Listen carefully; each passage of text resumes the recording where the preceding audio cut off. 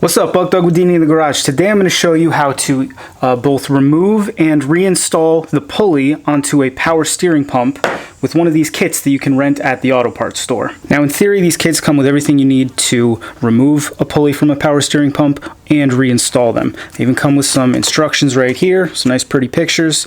In theory, that's all you need. Now, a lot of people have a lot of trouble with these. They have some inherent flaws that can make it real difficult. But I figured out a couple little tips that can help you efficiently use one of these to both remove and reinstall a pulley onto your power steering pump. All right, since I have my pulley off right now, we're going to focus on installing a pulley first. And the first thing you have to do, you'll notice if you're looking at your power steering pump, the inside of this shaft is threaded. So you want to figure out which of these pieces here fits those threads. For a Mopar product like this power steering pump is off a Jeep Grand Cherokee with the 4.7 liter. It's going to be the universal one. There's a Ford one here, GM.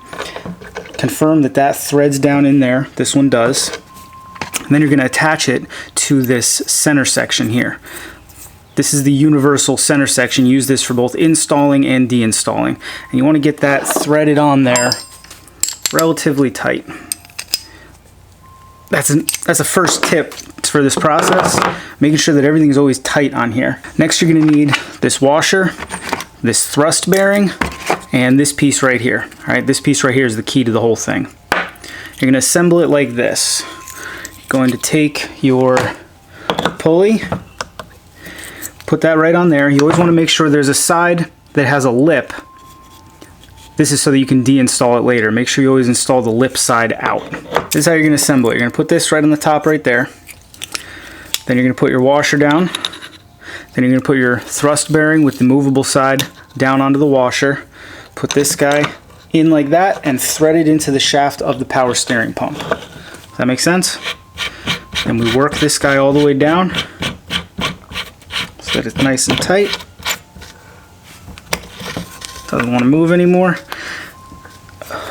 Now here's where the big trick comes in. The way this is supposed to work is you get a 21 millimeter down here, and you got a ½ inch up here, and you use the 21 millimeter to tighten this whole assembly down while you use the ½ inch to hold everything tight.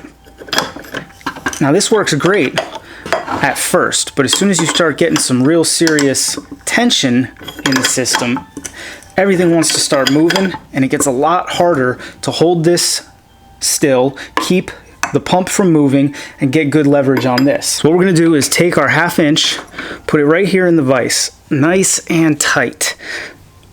Oh. Okay. Then we're going to slide our whole assembly into the open end of that wrench, just like that.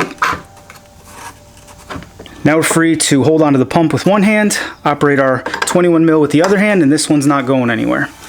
And you just work it down nice and slow. So it takes a little bit, you'll get there eventually. Now, one of the big problems with these kits that you rent from the auto parts store is that a lot of times all this stuff is rounded. You know, that's what makes it even harder to do this. You know, a bunch of Uncle Jerry's have rented the stuff before you, and it's all rounded out, which is why this trick really helps, because it kind of takes some of the guesswork out of this, takes the human element out, and you just have that point being held firm. Now you want to work this down until it's all the way down, as far as it will go without you having to really wing on this 21. And that's about it. At a certain point it'll stop. You'll be able to feel that it's as far as it needs to go, and you can back all this stuff off, and there you go. You have an installed pump, well, pulley on your pump. That's all there is to it. Now let's figure out how to get this thing off. Now removal is the easy part as far as I'm concerned. You're going to need that same large center section with the ½ inch hex on the back. You're going to need this same piece that we had last time. You're going to need these jaws. These are kind of like bearing pullers, you know, and then this is the retaining circle for the bearing pullers. Now we jump back over here. You're going to take your bearing pullers, you're going to put them around this collar right here. That's why you got to make sure you put this collar out, because if you don't, you have no way to pull this thing off. Put them on like that. You're going to take this guy right here, stick him in there as well. Oops, I have one of these upside down. they have two different sides. Make sure the larger lip is on the bottom. That's how it's supposed to go. Then you take this sleeve, put that over it. Go ahead and thread this guy into here. I think you can see what's all about to happen. Now, you're gonna do the opposite. Whereas last time the 1/2 inch was stationary and the 21 did all the movement, you're gonna kinda wanna keep the 21 stationary, and the 1/2 inch is gonna do a lot of the work. Now, you can do this by hand, like this, and what you're gonna do is tighten it down, essentially pulling it all off, but if you have an impact, it makes it darn easy. Get a 1/2 inch on an impact, get your 21 on there stationary.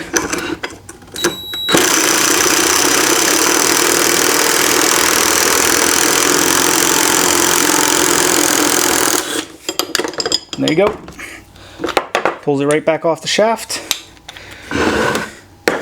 Take the sleeve off, take that off, take that out. Pulley and pump are now separate. Some other good tips. When you go to put the pulley back on, definitely grease down the shaft a little bit. I have a grease mix that's 50% lithium grease, 50% ATF that I use on almost everything to lubricate. It does a real good job. I would recommend something like that. You could use damn near anything. It's just going to help it slide down on there.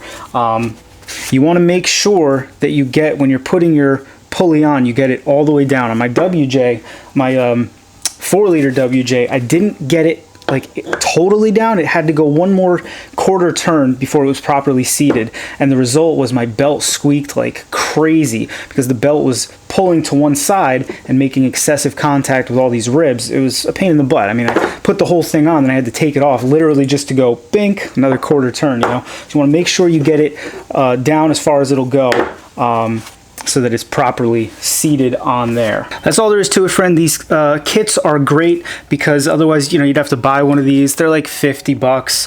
I know personally I don't use it often enough. I use it once every few years. Not to justify the 50 bucks. I can put the 50 bucks elsewhere. So you go to Advanced, O'Reilly's, AutoZone, you rent one for 50 bucks, you use it for the weekend, take it back. The problem is because they get passed around. I mean, you can see this one, it's all chowdered up. My one wrench wouldn't fit on there because it was a little too worn. I had to go get an almost new 1/2 inch to keep it from slipping. But if you use these little tricks, the vise, an impact gun, a little bit of grease on the shaft, you should be all right. You can make one of these work. It is totally doable, all right? So if you got any questions, by all means, leave us a comment down there in the squawk box. Let us know what you're thinking. As always, thanks for watching. See you next time.